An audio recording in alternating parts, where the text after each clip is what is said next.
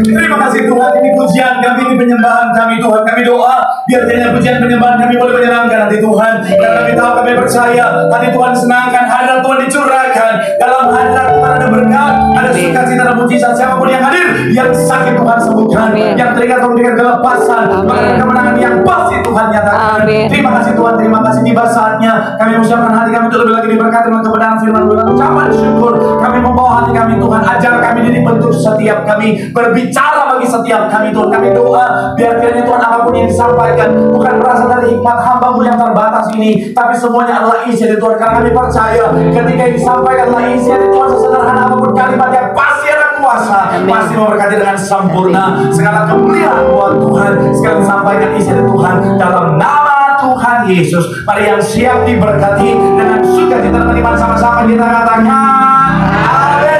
Yang paling meriah buat Tuhan, silakan dulu saudara. Terima kasih buat setiap rekan-rekan yang sudah mulai dengan luar biasa, dan dari mimbar bisa menyampaikan salam damai sejahtera. Shalom. Sekali lagi shalom. Haleluya. Dalam Tuhan ada sukacita, amin. Dan di mana ada sukacita pasti ada senyuman di wajahnya. Boleh sama-sama berikan senyuman dulu. Jumpai kanan kiri bersama belakangmu, katakan mari bersukacita dalam Tuhan. Haleluya. Masih suasana awal bulan. Haleluya. Apalagi ini bulan kasih sayang. Haleluya. Bulan kasih sayang, wajahnya harus mencerminkan kasih. Amin. Pak Pendeta, tapi suami saya udah lama nggak mesra lagi, Pak Pendeta. Saya mau bilang saudara, tetap kerjakanlah kasih mula-mula itu. Amin. Apalagi ini bulan kasih sayang, saya doa yang jomblo cepat dapat pasangan. Ngapain ibu-ibu ikutan? Ini buat anak muda yang jomblo. Ibu-ibu, amin. Udah nggak bisa lagi, udah lewat masa berlakunya. Haleluya. Haleluya. Tapi saya senang bisa jumpa dengan saudara. Saya melihat semangat yang luar biasa. Setiap minggu selalu setia cari Tuhan. Saya mau bilang saudara, orang yang semangat dan setia cari Tuhan, janji Tuhan, hidupnya anak cucunya pasti diberkati Tuhan. Tepuk tangan yang paling meriah dulu buat Tuhan. Sama-sama bilang sama saya, aku pasti diberkati Tuhan. Anak cucuku pasti diberkati Tuhan. Bilang kanan kirimu, kamu juga pasti diberkati Tuhan. Bilang sama yang ngomong, kamu luar biasa. Bilang sama yang ngomong, semangat. Tepuk tangan yang paling meriah buat Tuhan. Haleluya. Yuk, yang mau kita mau angkat Alkitab kita, Alkitab juga boleh, Alkitab juga boleh. Yang nggak boleh kita angkat tangan juga boleh. Sama-sama dengan iman percaya. Sama-sama kita katakan dalam nama Tuhan Yesus. Aku percaya Alkitab ini adalah firman Tuhan. Setiap kata kalimatnya sanggup memberkati aku. Dan hari ini aku pasti diubahkan, aku pasti dipulihkan dalam nama Tuhan Yesus. Sama-sama kita katakan amin. Kita buka kitab kita saudara, Roma pasal yang ke-12 ayat 1 dan 2 jadi pembuka dan pengantar pembahasan kita. Ayat 1 dan ayatnya yang kedua dalam Roma pasalnya yang ke-12. Yang sudah di sana boleh bilang haleluya. Yuk sama-sama kita baca Roma 12 ayat 1 dan 2. 3. Iya, karena itu aku menasihatkan kamu supaya kamu mempersembahkan apa? Sebagai persembahan yang hidup, yang kudus, yang berkenan kepada Allah. Itu adalah ibadahmu yang sejati. Ayat yang kedua, janganlah kamu menjadi serupa dengan dunia ini, tetapi apa?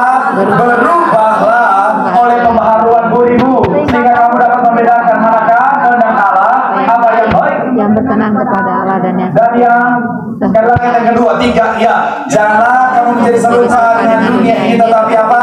Berubahlah oleh pembaharuan budimu. Tahan sampai di sana. Nah, bicara tentang keselamatan, saya disclaimer dulu saudara. Saya selalu sampaikan buat saudara dalam beberapa kesempatan, keselamatan sudah Tuhan anugerahkan bagi setiap kita. Katakan amin. Sama-sama bilang sama saya, keselamatan sudah saya terima.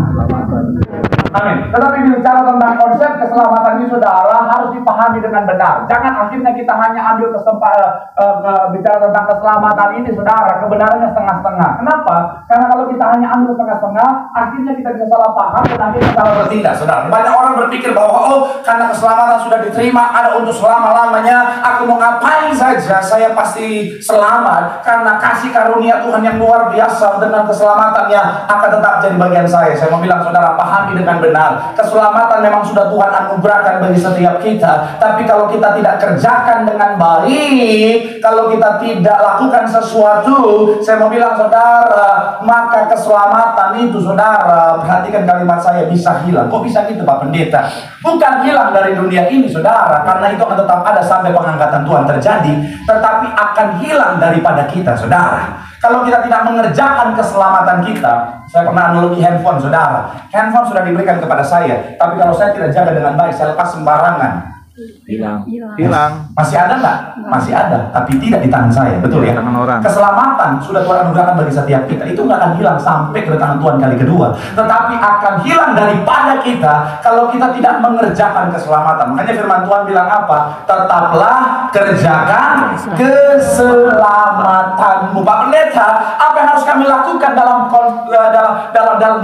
konsep mengerjakan keselamatan itu? Salah satu yang kalau saudara belajar Alkitab, saudara akan menemukan adalah dengan selalu berubah ke arah yang lebih baik. Sama-sama bilang sama, saya berubah ke arah yang lebih baik. Nah, bicara tentang berubah ke arah yang lebih baik, saya percaya ada banyak orang masuk tahun yang baru, masuk bulan yang baru, punya harapan untuk apa? Aku akan berubah ke arah yang lebih baik dalam karir, dalam pekerjaan, dalam hal apapun saudara. Tetapi dalam kehidupan setiap kita juga ada hal penting yang harus terus mengalami perubahan ke arah lebih baik. Dan itu sama-sama kita akan bahas hari saudara, supaya apa? Supaya kita dalam mengerjakan keselamatan tetap menjadi orang-orang yang selalu siap untuk menerima keselamatan itu, artinya menerima pengangkatan itu, katakan amin. Karena kalau kita tidak kerjakan, kita bisa tertinggal, akhirnya pengangkatan terjadi, kita bisa tertinggal saudara. Makanya sekali lagi saya mau bilang saudara, pastikan kita senantiasa berubah ke arah yang lebih baik. Tema hari ini saudara adalah bicara tentang perubahan. Sama-sama bilang sama saya, perubahan. Amin. Subjudulnya adalah perubahan dalam kehidupan orang percaya, dan dalam spesifik hari ini saudara adalah bicara tentang konsep keselamatan saudara. Dan doa saya melalui firman hari ini, saudara dan saya senantiasa terus berubah ke arah yang lebih baik, sehingga kapanpun waktu Tuhan kita akan terangkat dan pesta kerajaan surga. Tepuk tangan dulu yang paling meriah buat Tuhan. Haleluya. So, perubahan apa yang harus terjadi dalam kehidupan setiap kita sebagai orang percaya? Yang pertama saya mencatat adalah perubahan hidup dalam konteks pertobatan. Sama-sama bilang sama saya, perubahan hidup. Sama-sama bilang sama saya, pertobatan. Kita lihat Roma 12 ayat 1 dan 2 yang kita baca tadi saudara. Roma 12 ayat 1 dan 2. Sama-sama kita baca sekali lagi saudara. Roma 12 ayat 1 dan 2. Soundman agak feedback di sini. Roma 12 ayat 1 dan 2. Sama-sama kita baca. 3. Ya, karena itu demi kemurahan Allah aku menasihati kamu supaya apa? Mempersembahkan apa? Tubuhmu sebagai persembahan yang hidup, yang kudus, dan yang apa? Sama-sama bilang sama saya, yang kudus. Sama-sama bilang sama saya, berkenan kepada Allah. Sama-sama bilang sama saya, dalam pertobatan. Amin. Ada yang kedua, janganlah kamu menjadi apa? Serupa dengan dunia, tetapi berubahlah oleh pembaharuan budimu, sehingga kamu dapat membedakan mana kehendak Allah, apa yang baik, yang berkenan kepada Allah, dan yang sempurna. Saya mau bilang saudara, perubahan apa yang harus kita lakukan? Yang pertama adalah pertobatan. Saya mau bilang sekali lagi saudara, pertobatan itu penting. Ada banyak orang berpikir bahwa saya tidak butuh pertobatan lagi, saya orang yang sempurna Pak Pendeta. Saya mau bilang saudara, justru ketika kita berpikir kita orang yang sempurna, sebenarnya saat itulah kita membutuhkan yang namanya pertobatan. Kenapa? Karena orang berpikir kalau dia sudah sempurna saudara, nggak butuh pertobatan. Ini bicara tentang kesombongan rohani saudara. Siapapun kita, even hamba Tuhan sekalipun, itu sangat mungkin lakukan kesalahan, baik sadar maupun nggak sadar. Makanya Gembala Sidang selalu bilang apa? Pertobatan itu setiap hari saudara. Setiap hari evaluasi diri kita. Sudahkah saya bertobat hari ini? Jangan-jangan ada kesalahan, jangan-jangan ada tindakan saya, ada perkataan saya, ada pikiran saya yang nggak berkenan di hadapan Tuhan. Dan saya mau bilang saudara, penting untuk selalu apa? Bertobat setiap hari. Jangan sampai kita bilang, oh Pak Pendeta, nggak apa-apa lah Pak Pendeta, saya nggak usah bertobat. Saya mau bilang no, saudara dan saya tanpa pertobatan tidak ada keselamatan. Katakan amin. Coba kita buka Yesaya pasalnya yang ke-30 30 ayat 15. Yesaya 30 ayat 15 boleh bilang, aku diberkati. 3, ya, sebab beginilah firman Tuhan, Allah yang Maha Kudus, Allah Israel, dengan bertobat dan tinggal diam, kamu akan apa? Sama-sama bilang, sama saya bertobat. Sama-sama bilang, sama saya tinggal dalam Tuhan. Di situ ada keselamatan, katakan amin. Nah, artinya apa? Tanpa pertobatan tidak ada keselamatan. Makanya iblis kalau dia lihat orang Kristen sekalipun rajin ke gereja, selama nggak bertobat dia cuek, saudara. Ini saya ambil dari quote seorang yang bernama saudara John Wesley, saudara, hamba Tuhan yang luar biasa. Dia bilang begini, saudara, iblis nggak peduli jika saudara dan saya pergi ke gereja selama kita tidak bertobat. Karena iblis tahu, sekalipun kita rajin ke gereja, selama kita tidak bertobat tetap bikin dosa, ujung-ujungnya nemenin dia di neraka, saudara. Pak Pendeta, mentang-mentang awal bulan khotbahnya keras banget. Saya percaya jemaat SCBD dewasa secara rohani. Amin. Amin. Karena SCBD B-nya itu bertumbuh, D-nya itu dewasa, saudara. Nanti saya pikir yang lain, saudara. Amin. Karena ada banyak orang yang pikir, saudara, mohon maaf, dia pikir rajin ke gereja menyelamatkan dia. No. Mohon maaf, saudara, ke gereja tidak akan menyelamatkanmu. Selama kau bikin dosa, tetap ujung-ujungnya kita akan ke neraka, saudara. Nggak ada yang aneh, kalau keras, kalau berkat aja aneh. Kalau yang keras-keras begini, dan memang khotbah-khotbah begini nggak viral, saudara. Makanya yang orang bilang, ini pendeta masa ini khotbah cuma ketawa-ketawa, ngomong lagi colok matanya. Sekali lagi saya mau bilang, saudara, makanya selalu ingatkan untuk apa? Selalu bertobat. Karena tanpa pertobatan tidak ada keselamatan, saudara. Amin. Hanya orang ke gereja, hari Minggu ke gereja, Senin sampai Jumat antar anak ke sekolah, selingkuh sama si gayung. Pak Pendeta dapat tahu? Iya dong.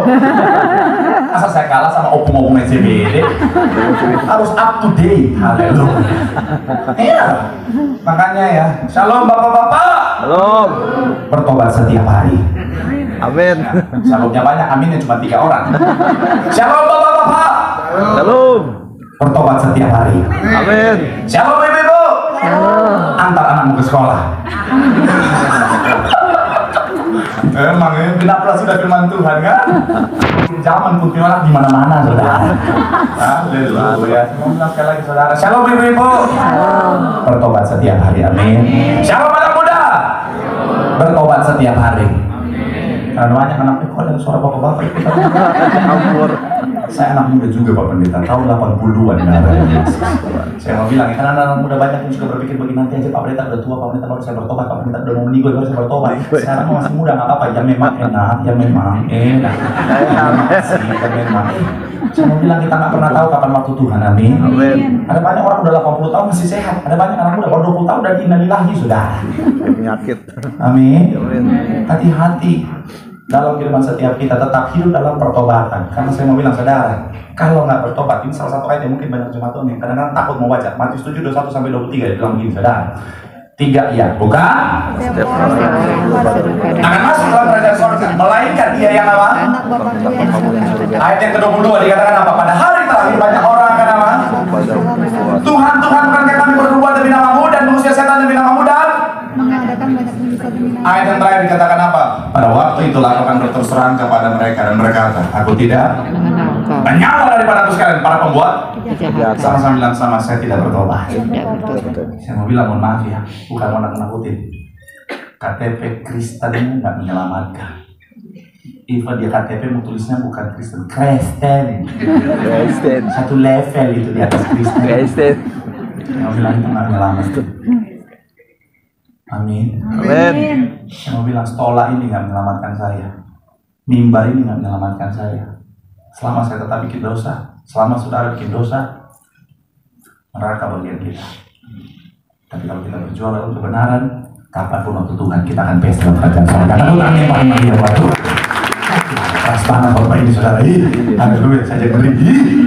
Pertobatan. Bila kanan kiri, nggak usah. Yang kedua, perubahan apa yang harus terjadi dalam kehidupan setiap kita dalam konteks mengerjakan keselamatan? Yang kedua, perubahan kerohanian. Sama-sama bilang sama saya, perubahan kerohanian. Sama-sama bilang sama saya, spiritualitas. Spiritualitas. Amin. Ayatnya yang selanjutnya, Matius 15 ayat 8 sampai 9. Matius 15 ayat 8 sampai 9 yang sudah di sana boleh bilang, aku diberkati Tuhan. 3, ya, bangsa ini memuliakan aku dengan sedangkan padahal hatinya jauh daripada aku. Ayat yang ke-9, percuma mereka beribadah kepadaku sedangkan apa? Ajaran yang mereka ajarkan dalam perintah manusia. Sekali lagi 8 dan 9, 3, iya, bangsa ini memuliakan aku dengan bibirnya padahal hatinya apa? Jauh daripadaku. Percuma mereka beribadah kepadaku sedangkan ajaran yang mereka ajarkan ialah perintah manusia. Hati-hati terjebak hanya sampai pada ritualitas. Ada banyak orang hari-hari saudara terjebak pada ritualitas semata. Ada banyak orang menyanyikan lagu penyembahan tetapi hatinya tidak menyembah. Ada banyak orang rajin ke gereja tapi tidak bertemu dengan Tuhan. Ada banyak orang menjadi pelayan-pelayan Tuhan tetapi tidak hidup dekat dengan Tuhan. Ada banyak orang menyampaikan firman tapi tidak hidup dalam firman itu sendiri. Alkitab bilang apa? Percuma. Bahasa aslinya itu saudara, maten. Artinya sia-sia. Bahasa Ibrani paling aslinya bilang saimaito saimasuni. Betul tuh artinya tuh. Sia-sia sudah. Mana sia-sia mengunsong.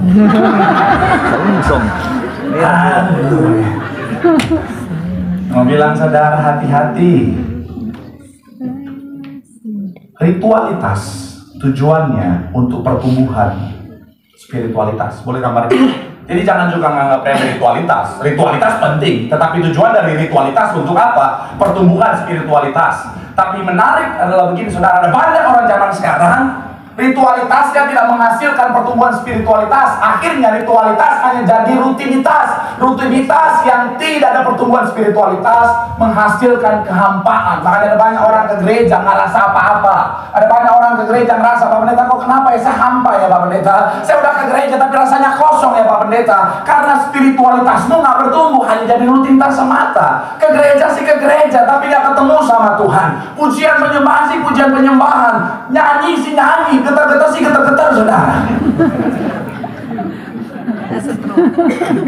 Ada kan orang Kristen gitu kalau di gereja, oh Tuhan, oh getarnya memang. Oh Tuhan, orang lihat urapannya kencang nih. Tapi mohon maaf, hatinya nggak ke Tuhan. Getar-getar hatinya, oh makan apa di sini ya? Oh mahal banget di bawah itu. Oh dah. Ini dari ketawa-ketawanya kayaknya relate banget lah. Hei, dah lagi. Ada banyak orang pujian sih pujian. Allah kudasnya berkuasa seluruh bumi tapi hatinya nggak ke Tuhan, hatinya lihat kiri kanan. Mana nih yang jomblo? Kemarin pas cincin pada marahin gue, kapan lu kawin? Gue mau cari anak Tuhan di kita. Allah kudasnya mana yang jomblo? Sampai pendeta pekerja dan gue lihat sampai bingung mana yang jomblo, mana yang maling copet. Karena selama ibadah nyari terus dia. Haleluya. Ada banyak orang doa sih doa. Apa sih esensi doa? Komunikasi dengan Tuhan, betul ya?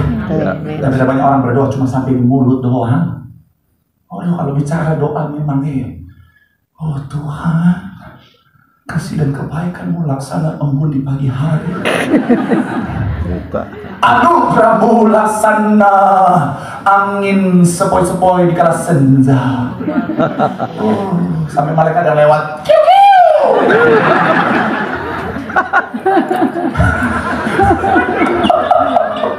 Tapi hatinya nggak tertuju pada Tuhan. Alkitab bilang sia-sia. Saya mau bilang saudara hati-hati. Jangan sampai, saya mau bilang sekali lagi saudara, yang namanya ibadah kita jadi sia-sia di hadapan Tuhan. Karena kalau saudara dan saya ngalamin pertumbuhan secara spiritualitas, nggak akan ada kehampaan, nggak akan ada kebosanan saudara. Yang ada adalah rasa haus yang terus menerus. Amin. Karena nggak saudara nyembah terus, pengen nyembah terus. Jadi nyembah tuh kayaknya aduh enak banget. Kayaknya full, kayak lega. Itu spiritualitas kita yang bertumbuh, kerohanian kita bertumbuh. Kenapa? Karena hati kita melekat sampai pada Tuhan. Amin. Amin. Jangan cuma jadi rutinitas semata. Spiritual kita harus terus bertumbuh, ngalamin yang namanya pertumbuhan melekat dengan Tuhan. Tepuk tangan dulu yang paling meriah buat Tuhan. Bilang sama kanan kiri, Spiritualitas itu penting. Kerohanian kita harus bertumbuh. Tepuk tangan yang paling meriah buat Tuhan. Haleluya.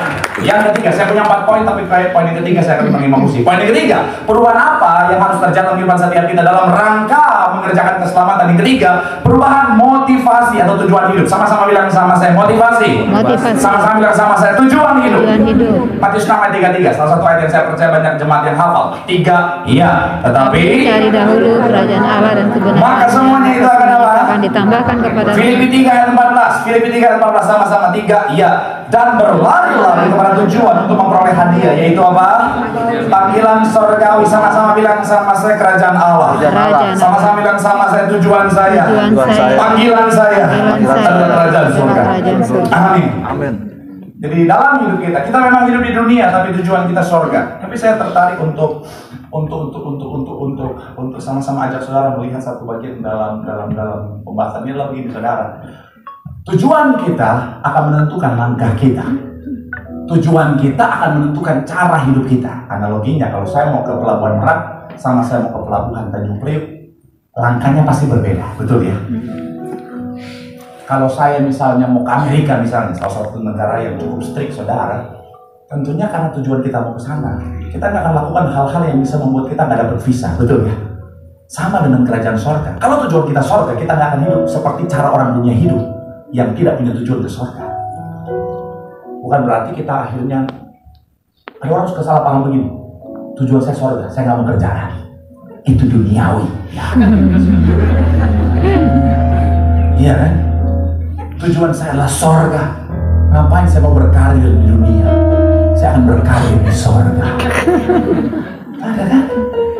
Bahkan apa-apa tuh kayaknya duniawi aja buat dia, saudara. Jangan pegang handphone. Terlambat. Lagi. Jangan pegang handphone. Itu duniawi. Pak Pendeta kan pendeta, nggak boleh main-main yang duniawi, TikTok, Instagram, Facebook nggak boleh. Pendeta tuh cuma boleh berdoa aja kerjanya. Ada loh jemaat yang berpikir begitu. Ada loh. Jemaat yang berpikir pendeta hidupnya cuma kerjanya itu adalah berdoa terus. Jadi kalau pendeta tiba-tiba ada di mall, dosa.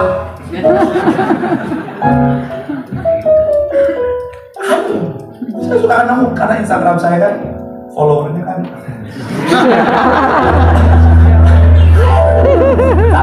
tanda. Jadi gara-gara followernya banyak, yang komen juga berbagai macam. Nah kemarin kan saya suka bikin sharing firman Tuhan yang saya kemas dengan semenarik mungkin supaya nggak kalah sama konten-konten orang dunia, saudara. Karena kalau nggak kayak gitu, netizen kita kasihan, saudara. Maksudnya konsumnya negatif terus. Jadi saya coba kemas firman Tuhan. Contoh kemarin saya kemas firman Tuhan yang jika Allah di pihak kita, siapa lawan kita? Saya kemas dengan point of view ketika ada orang mau jahatin kita tapi nggak tahu siapa backingan kita. Maksudnya Tuhan. Esensinya adalah orang jangan macam-macam sama orang benar, sama orang baik, sama orang yang bilang Tuhan, karena Tuhan pasti membela dia dan memberikan kemenangan. Itu esensinya. Saya bikin pakai lagu yang salah orang. Kamu salah orang. Ya, Kamu salah. ya dong. Nah, mau jahat jangan sampai salah orang. Tuhan loh bikinan saya. Ada yang komen begini, pendeta kok model begini?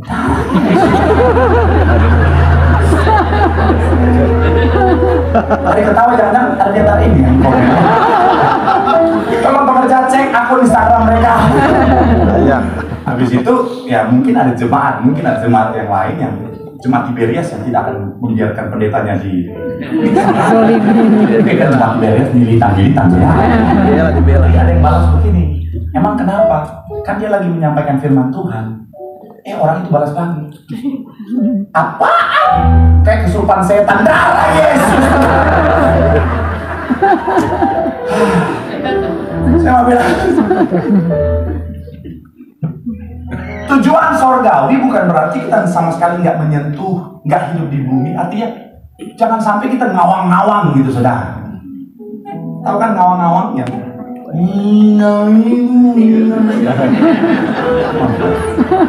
Saya akan pakai sesi selanjutnya ini, saudara. Bukan artinya kita hidup di langit-langit. Ada banyak orang karena tujuannya sorga, hidup kayak ngambang gitu, saudara.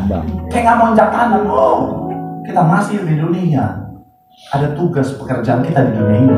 Tapi begini, karena tujuan kita sorga, cara hidup kita juga pasti berbeda dengan orang yang punya tujuan di dunia aja, saudara. Nah, inilah motivasinya, saudara. Ketika kita bekerja untuk kemuliaan nama Tuhan. Ketika kita bisnis, kita usaha, nggak mungkin tipu sana tipu sini, pasti untuk kemuliaan nama Tuhan. Ketika pinjam duit, balikin. Dari ketawanya ini, pelaku apa korban? Ya kan, setiap kita lakukan apapun, pasti tetap dalam koridor firman Tuhan, karena tujuannya kerajaan. Bilang kanan kirimu, miliki motivasi yang benar. Motivasi kita kerajaan surga. Tepuk tangan yang paling meriah buat Tuhan. Yang terakhir, yang keempat, apa perubahan yang harus dilakukan setiap kita? Yang terakhir, yang keempat, perubahan karakter. Sama-sama bilang sama saya, karakter. 1 Yohanes 2 ayat 6. Barang siapa mengatakan bahwa apa? Ia wajib hidup sama seperti apa? Sekali lagi, barang siapa mengatakan bahwa ia ada di dalam dia, sama-sama bilang sama saya, di dalam Kristus. Ia wajib hidup sama seperti apa?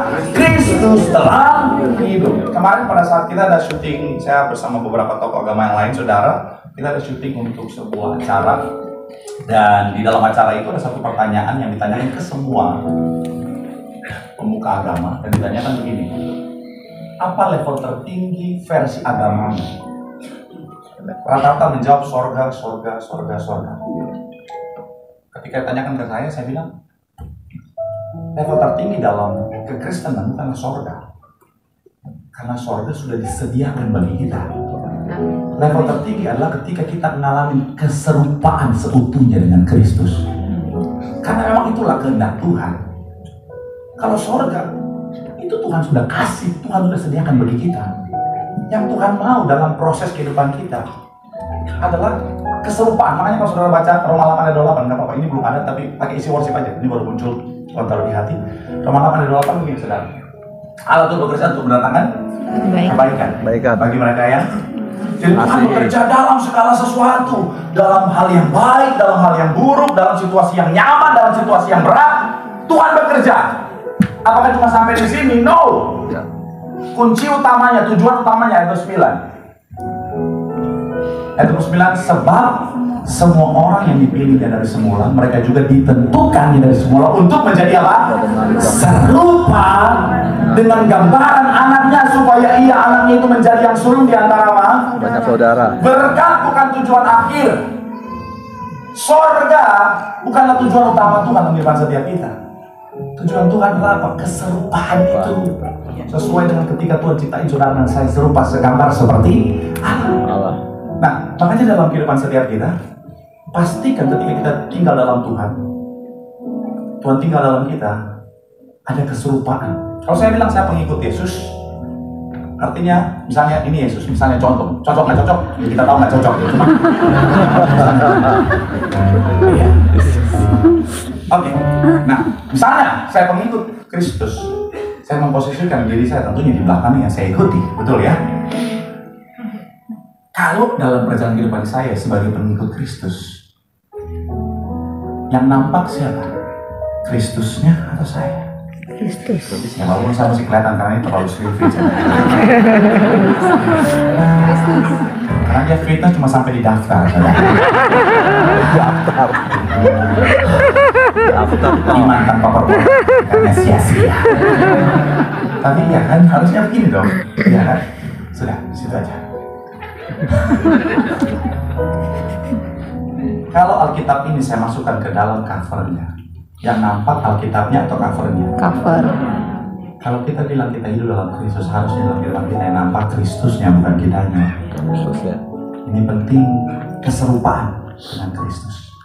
Karena jujur mohon maaf, ini pun firman Tuhan itu kan sedang bermata dua untuk jemaat, buat saya juga. Ada banyak orang Kristen nggak mencerminkan Kristus dalam kehidupannya. Saya bukan bicara tentang muka ya, Langsung aku saya akan ke Korea habis ini. Korea. Dan 2 minggu depan, Tuhan Yesus semua di wajah aku.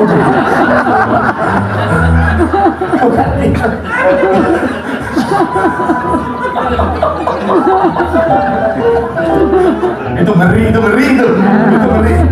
Bukan karakter, bukan tampilan luar. Kalau tampilan luar orang bisa berpura-pura, betul kan? Orang bisa pura-pura kudus, bisa pura-pura baik. Tapi karakter itu akan muncul. Dan itulah yang akhirnya akan punya dampak buat orang di luar sana.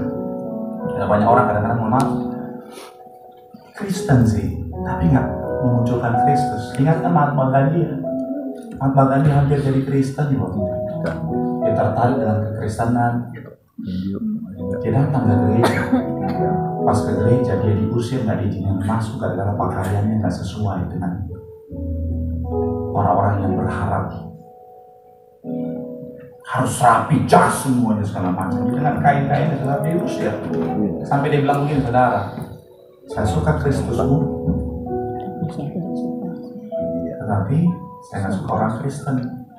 Karena orang Kristen nggak kaya Kristus.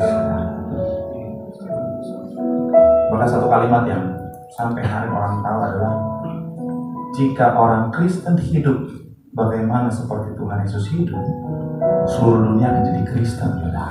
Amin. Sayangnya enggak. Seandainya orang Kristen hidup seperti Kristus hidup pada saat itu, misalnya Mahatma Gandhi jadi Kristen, orang yang paling dihormati, dihargai di India jadi Kristen, itu bisa-bisa satu India jadi Kristen. Itu revival yang besar, negara sehebat sebesar India jadi Kristen. Oh Tuhan, lalu pujian baik, cikilate. Kalau saya lagi serius banget deh, saya lagi serius banget deh. Tolong deh. India. Kalau saya lagi serius banget.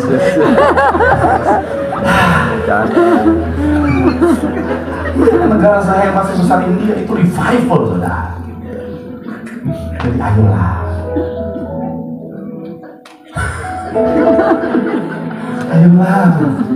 Jangan kita kadang-kadang orang Kristen.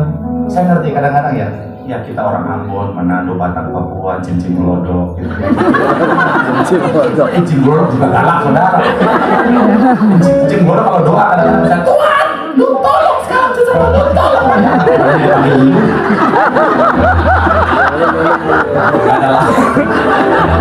Saya pendeta gak pernah panggil Tuhan, lu gak pernah. Cuma cincin gelodok yang bisa. Iya benar.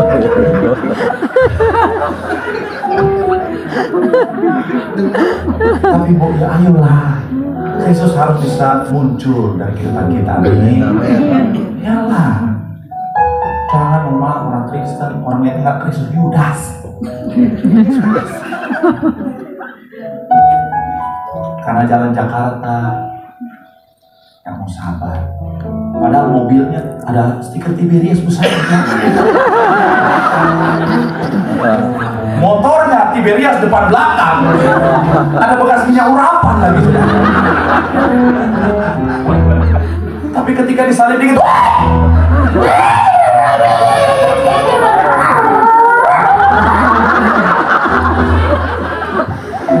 Yesus.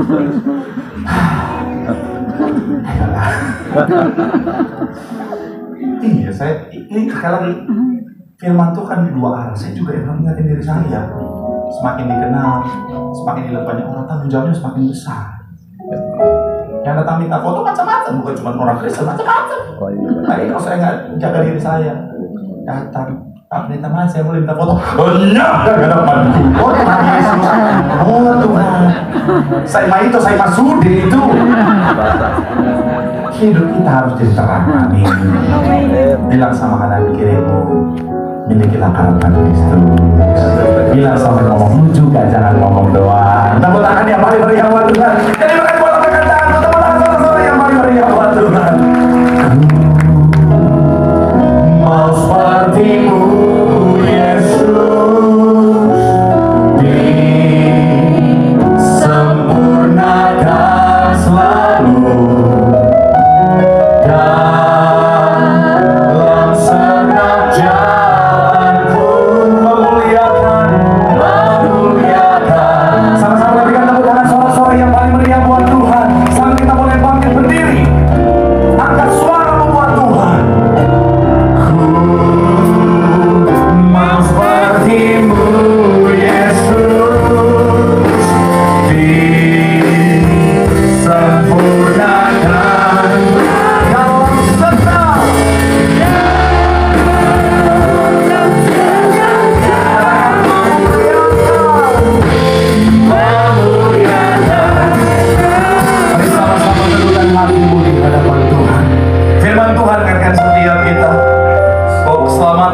sediakan bagi setiap kita. Amin. Tapi ingat baik, kerjakanlah keselamatanmu. Salah satunya adalah dengan selalu berubah ke arah yang lebih baik. Amin. Yang pertama, berubahlah atau milikilah perubahan hidup. Setiap hari hidup dalam pertobatan. Amin. Yang kedua, perubahan secara kerohanian.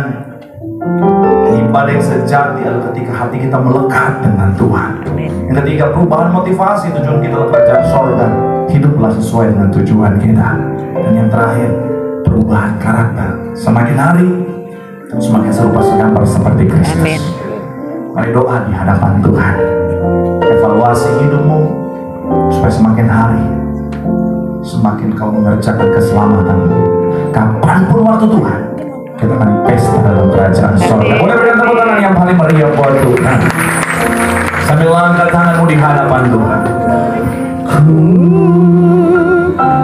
Seperti-Mu Yesus di